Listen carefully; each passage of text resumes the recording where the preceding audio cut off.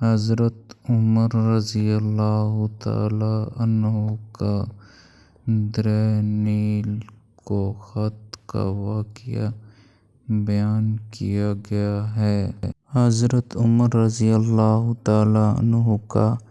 پیام دریا نیل کے نام جو عورتوں کو قتل کر کے دریا نیل میں گرا دیتے تھے۔ مصر میں زمانہ جاہلیت سے یہ دستور چلا آ رہا تھا، جب بھی دریا نیل ٹھہر جاتا تو ایک حسین اور خوبصورت لڑکی کو قتل کر کے دریا کے حوالے کر دیا جاتا تو دریا نیل بھی حسب معمول سے چل پڑتا۔ حضرت عمر رضی اللہ تعالیٰ عنہ کے دور خلافت میں جب مصر فتح ہوا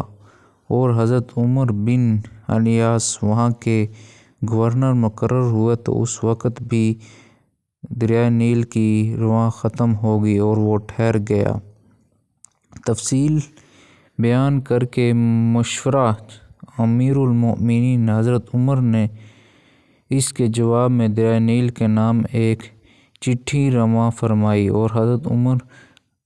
رضی اللہ تعالیٰ عنہ کو لکھی کہ دریا نیل میں ڈالا جائے، اور اس چٹھی کا مضمون یہ تھا کہ اس موقع پر حضرت عمر بن الیاس نے لوگوں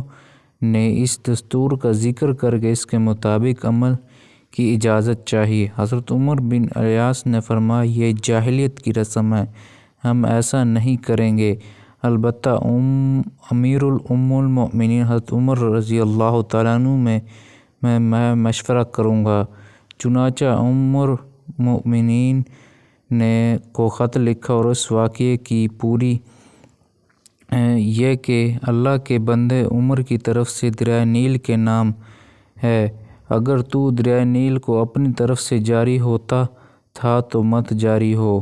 اور اگر اللہ واحد قہر تجھ کو جاری کیا ہے تو ہم اسی سے سوال کرتے ہیں کہ وہ تجھے جاری کر دے۔ حضرت عمر بن الیاس نے یہ چٹھی دریا نیل میں ڈال دی۔ ڈالنے ہی تھا کہ دریا نیل خوب تیزی کے ساتھ رواں دواں ہو گیا،